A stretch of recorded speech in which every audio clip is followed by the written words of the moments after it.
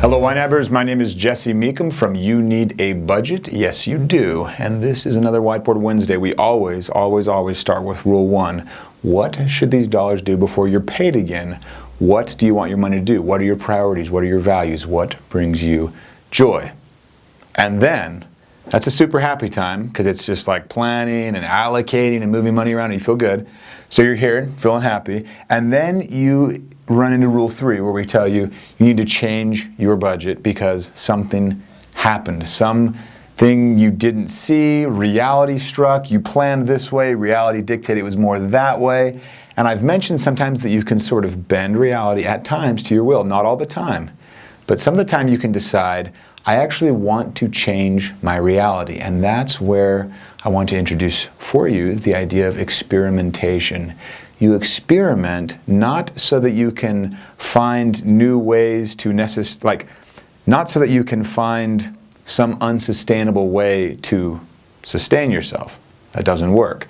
But the idea, Erlenmeyer flask, Bunsen burner, ring stand, okay, 7th grade. So, experimentation. Rule 3 will drive you to experiment. And what I want to leave with you today is just the idea that sometimes it's okay to be a little extreme in your experimentation so that you can move the needle. If you imagine for a moment, and we just can go with my phenomenal drawing here of an RPM gauge, you don't operate in the red all the time. So the experimentation phase is over here. It's like, I'm going to try and not eat out for an entire month. Maybe that's crazy for you. Maybe for some of you, they're like, what? That's easy. It's all relative. You say, I'm going to try and not eat out for an entire month. So you move that over and you're at like high speed. You hear the engine kind of humming really loud. You're up in that red zone of RPMs.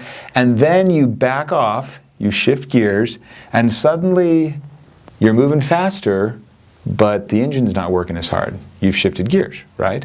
That's what can happen with experimentation. Think about it as it relates to your money. Maybe you experiment with a spending fast. Maybe you experiment with picking up some side income for 3 months.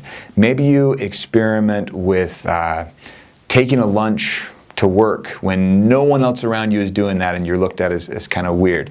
Maybe you experiment by doing a massive purge, which everyone at YNAB's into this right now, a big purge, and you say, I'm just going to sell a bunch of stuff and see what it feels like to just have less stuff. It's an experiment. We're not saying that you would live in a tiny house, although the idea is cool, and like have your bed above the toilet and things like that.